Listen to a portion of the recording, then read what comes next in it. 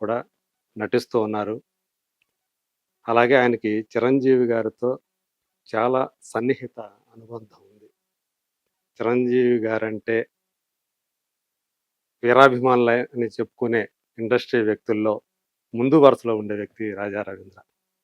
So, అలాంటి ఆయన జీవితం భీమవరం నుంచి హైదరాబాద్‌కి ఎలా వచ్చింది? ఆ ప్రయాణం ఎలా సాగింది? ఆయన నోటి ద్వారానే తెలుసుకుందాం. నమస్తే రాజా. ట్యూబ్ టీవీ ప్రేక్షకులకు నమస్కారం. చాలా సంతోషం. ఇన్నాళ్ళకి హ్మ్. మనకిలా కుదిరింది. ముఖాముఖి. ఎన్నోసార్లు అనుకుంటున్నాం, పోతూ ఉంది అలా. సో, ఎలా అనిపిస్తుంది మీకు ఇప్పుడు? అంటే ఒకప్పుడు చాలా మంచి రాజా రవీంద్ర అందగాడు. సో, హీరోగా పనికొస్తాడు అని చెప్పేసి మొదట్లో అనుకున్నారు. అట్లాగే స్టార్టింగ్‌లో హీరోగా గూడా కొన్ని సినిమాలు చేశారు. 'అందం' అనే సినిమా నాకు బాగా గుర్తది. మన యంగ్‌స్టర్స్‌గా ఉన్నప్పుడు. సో, అలా టేక్ ఆఫ్ అయినటువంటి రాజా రవీంద్ర జర్నీ సో, రకరకాల మలుపులు తిరిగింది. రాజా ఈ పని చేస్తున్నాడంట, రాజా ఈ పని చేస్తున్నాడంట అని అనుకుంటూ ఇక్కడ దాకా వచ్చింది.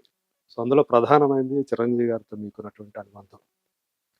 ఎవరైనా చిరంజీవి గారిని ఒక్క మాట అంటే నెగెటివ్‌గా వెంటనే స్పందించేసి వాళ్ళ మీద విరుచుకుపడిపోతారు. ఎందుకలా? కాదండి. అంటే తెలియక ఆయన గురించి, ఆయన వ్యక్తిత్వం గురించి తెలియక మాట్లాడేవాళ్ళని కరెక్ట్ చేయాల్సిన అవసరం ఉంటదండి. ఇక్కడేంటంటే సోషల్ మీడియా వచ్చాక ఎవడైనా పాపులర్ అవ్వాలంటే ఒక పాపులర్ మనిషిని ఏదో ఒకటి అంటే మనం పాపులర్ అవుతామని ఒక రాంగ్ దీంట్లో ఉంటారండి. ఆ పాపులారిటీ వల్ల ఆడికేం ఉపయోగం ఉండదు. ఇప్పుడు ఏమైపోయిందంటే అండి మీడియా వచ్చాక ఒకే విషయాన్ని 10 సార్లు చెప్తే అబద్ధం కూడా నిజం అయిపోయేలాగా సోషల్ మీడియా. సోషల్ మీడియా అంటే ఇప్పుడు ప్రతి ఒళ్ళ చేతిలోనే ఫోన్ ఉంటుంది సార్. ప్రతి ఒళ్ళు ఇప్పుడు న్యూస్ పేపర్ చదవటం మానేశారు. టీవీ కూడా ఆల్మోస్ట్ చూడటం మానేశారు. ఏదైనా ఫోన్‌లోనే. దాంట్లో ఇప్పుడు మీ మీడియం పాత్ర చాలా కోవిడ్ ఎక్కువ. తర్వాత మరి ఎక్కువైంది. అలవాటైపోయింది. పిల్లలు కూడా ఇంకా ఫోన్‌లోనే ఉంటున్నారు. చదువు కూడా ఇప్పుడు ట్యాబ్స్‌లోనే ఉంటుంది. అవును. బుక్స్ అనేది పక్కన పెట్టేసేసి అంతే. ఇప్పుడు అన్నిట్లికన్నా మీది పవర్‌ఫుల్ మీడియా అయిపోయింది. ఈ యూట్యూబ్ ఛానల్స్ అనేది. అవును. ఆళ్ళేంటంటే పొద్దున్న లేసి శ్రీకాంత్ ఊహను వదిలేసాడంట. ఆడికి ఏ ప్రూఫ్ ఉండదు, ఏముండదు. రాసేస్తే అక్కడ కాదురా బాబు మేము బానే ఉన్నామని చెప్పుకోవాల్సిన పరిస్థితి. సఫర్ లేకపోతే ఏదో ఒంట్లో బాలేదు హాస్పిటల్‌లో ఉన్నాడు పోయాడు సునీలు. ఇలాగ అంటే దాన్ని ఇది నిజం కాదు, అబద్ధం అని చెప్పుకోవడానికి మళ్ళీ ఇచ్చేయాల్సి వస్తుందండి. అలాగే ఇది అంటే క్లారిఫికేషన్ ఇచ్చుకోవాల్సిన పరిస్థితి వస్తుంది. ఏంటంటే పొద్దున్నే లేసి ఆడికి ఏదనిపిస్తే రాసేస్తాడు. పోనీ ఆడి మీద కంప్లైంట్ ఇద్దామంటే ఆడి ఐపీ ఎక్కడో ఉంటది.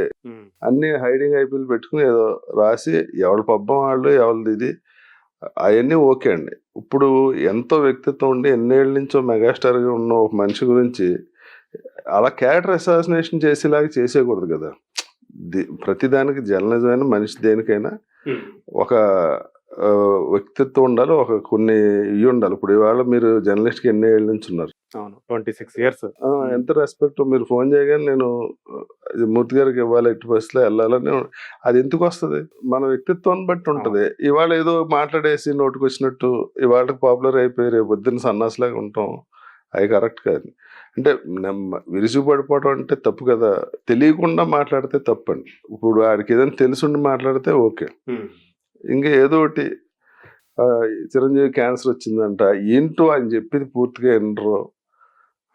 ఈ మధ్యగా జరిగింది అది. ఈ మధ్య అసలు ఎందుకు అలా దానివల్ల ఆయన ఫ్యాన్స్ ఏంటి? వాళ్ళ ఫ్యామిలీలో ఎంతమంది హర్ట్ అవుతారు? ఇప్పుడు ఆయన ఏం చెప్పారో అది రాయకుండా ఏదో ఎక్కడో క్యాన్సర్ హాస్పిటల్ ఓపెనింగ్ వెళ్ళి దాని గురించి ఎక్స్ప్లెయిన్ చేస్తే పూర్తిగా వినకుండా దాన్ని పెద్ద ఛానల్స్ కూడా క్యారీ చేసేసి అటువంటిప్పుడు ఎక్స్ప్లెనేషన్ ఇవ్వాల్సిన అవసరం ఉంటుంది కదా! అలా చేసినాయండి. లేకపోతే ఏంటంటే అదే నిజం అనుకునే ప్రమాదం కూడా. అదే నిజం అనుకుంటారు. అంటే చాలా మంది ఇబ్బంది పడ్డారండి. ఆడుగురు ఫ్రెండ్స్ కొంతమంది ఏడుపులు, పూజలు ఏదో ఈయనకి వచ్చేసి అసలు ఏమీ లేకుండా దాన్ని అసలు పెద్ద ఇష్యూ చేసి ఓపెనింగ్ ఎందుకు వెళ్ళారా బాబు అన్నట్టు అయిపోతుంది. అసలు ఆయనతో జర్నీ ఎలా స్టార్ట్ అయింది మీకు? మీకు ఎందుకంత సన్నిహితత్వం ఆయనతోటి ఏర్పడింది మీకు? అంటే అండి అసలు నేను ఇండస్ట్రీకి రావడానికి రీజన్ అంటే చిన్నప్పటి నుంచి ఆయన సినిమాలు చూసి రెగ్యులర్‌గా కాకుండా నేను కూడా హీరో అయిపోవచ్చు. నేను కూడా సినిమాల్లో యాక్ట్ చేయొచ్చని ఆయన ఎనర్జీ చూసి ఓకే. ఆయనే ఇన్స్పిరేషన్ అండి. ఆయన సినిమాలు చూడటం ఇవన్నీ ఉండేది. బయట షూటింగ్‌లోనూ, ఓపెనింగ్‌లో కలిసి నమస్కారం అలా ఉండేది. చూడగానే ఇంకా ఇప్పటికి కూడా నేను కళ్ళొదిలేసి చూస్తుంటా ఎప్పుడెళ్ళినా. అది చాలా సార్లు చెప్పా. ఏం చేతబడి చేస్తావు అని.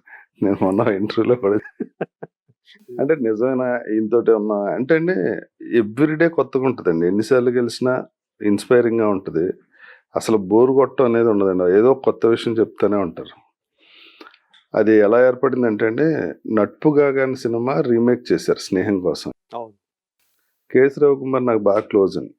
ఆయన నన్ను తమిళ్‌లో ఇంట్రొడ్యూస్ చేశారు. వరుసగా ఆయన సినిమాలు చేశాను. అన్నీ సూపర్ హిట్లు. తమిళ్లో మిమ్మల్ని ఇంట్రొడ్యూస్ చేసింది ఆయన రవికుమార్ గారా? నేను 'నాటామై' చేశాను తమిళ్లో. అది రీమేక్ 'పెదరాయుడు' అండి. ఆ 'పెదరాయుడు'కి నేను హైదరాబాద్ షిఫ్ట్ అయిపోయా. ఓకే. ఆ 'స్నేహం' కోసం ఆయనే డైరెక్టరు. 'నట్పుగా' డైరెక్టర్ కూడా ఆయనే. ఇలాగ వచ్చాను చిరంజీవి గారితో సినిమా చేస్తున్నా. ఇక్కడ యూనిట్ అంతా కొత్తగా ఉంది నాకు. కొంచెం టెన్షన్‌గా ఉంది. నువ్వేం చేస్తున్నావు అని అడిగాడు. సరే వస్తానని వచ్చా. ఆ రోజు నుంచి కొంచెం ఆయనతో షూటింగ్ రోజు రావటం, డైరెక్టర్ ఏదైనా అనుకుంటే అన్నయ్య దగ్గరికెళ్ళి ఇలా అనుకుంటున్నాడని చెప్పటం. అన్నయ్య ఏదైనా చెప్తే డైరెక్టర్‌కి కంఫర్ట్‌గా ఉండటం కోసం రోజు షూటింగ్‌కి వెళ్తా ఉండేవాడినండి. ఆ తర్వాత ఆ సినిమా అయిపోయి ఆయన వెళ్ళిపోయాడు. నేను ఈయనతో కంటిన్యూ అయిపోయాను అది. ఓకే. అట్లా మొదలైందనమాట ఆయనతోటి. ఆయనతో ఆ క్లోజ్‌నెస్ అనేది ఏం అందరికీ సాధ్యం కాదు కదా! అంటే అండి ఇప్పుడు మీరంటే అభిమానించే వ్యక్తి మీతో ఉంటే మీకు అర్థం అవుద్దిగా. ఓన్లీ అభిమానంతోటే ఉన్నాడు. వేరే ఎజెండా ఏం లేదండి. సేమ్ అది కూడా అన్నయ్య ఫీల్ అయ్యి ఉంటారు. ఇది ఎజెండా ఏం లేదు. ఇది ఉన్న మనతో ఉంటే చాలు అనుకుంటారు. ఓకే. ఆటోమేటిక్‌గా ఆయన్ని డేట్స్ చూడటం. అసలు ఆ రేంజ్ లేదు. అరవింద్ గారు డేట్స్ చూసేవారు. అవును. హ్మ్. అది ఎప్పుడు ఆయన అయితే అంటే మీకు ఆల్రెడీ ఎప్పుడు మీరు గోడౌన్‌లో తప్ప చేస్తున్నప్పుడు డేట్లు చూడటం ఏం లేదు. ఎప్పుడు లేదు. ఇప్పుడు ఆయన ఏమి అడగలేదు మిమ్మల్ని. హ్మ్. అంటే ఆల్రెడీ రవితేజకి, సునీల్‌కి నేను చేస్తూ చాలా రోజులు నేను వస్తున్నప్పుడు అన్నయ్యతో వెళ్ళాక తర్వాతే రవితేజ ఫస్ట్ అడిగింది నన్ను రవితేజ అండి. అదే. అంటే డేట్లు చూడటం ఏంట్రా అని అడిగింది నేనండి. హ్మ్. ఏం లేదురా నాకు నువ్వు అందరితో బాగుంటావు కదా ప్రొడ్యూసర్స్ కూడా బాగా తెలుసు అందరు చాలా రోజుల నుంచి ఉన్నావు కదా హ్మ్. నీకు ఏదైనా ఇబ్బంది ఉంటే నేను చూసుకుంటా నువ్వు నీ సినిమాలు నువ్వు చేసుకో నువ్వు అందరితో క్లోజ్గా ఉంటావు కాబట్టి కమ్యూనికేషన్ ఈజీగా ఉంటుంది నేను చెప్తాలే డేట్లు చూసుకోవడం ఏంటా అని ఫస్ట్ తన డేట్లో చూసాండి తర్వాత సునీల్ తర్వాత సిద్ధార్థ్ చాలా మంది చూసాం అదే. అంటే యాక్చువల్‌గా యాక్టర్ అంటే ఉండే రెస్పెక్ట్ వేరే. ఈ డేట్స్ చూడటం, ఈ మేనేజర్ అంటే ఉండే రెస్పెక్ట్ వేరే కదా! వాళ్ళు వేరే. కానీ ఇక్కడి నుంచి మళ్ళీ దానికి షిఫ్ట్ అవ్వాలనుకున్నప్పుడు అంటే 2 ప్యారలల్‌గా చేసుకోవటం అనేది ఇబ్బందికరంగా అనిపించలేదా మీకెప్పుడు గూడా?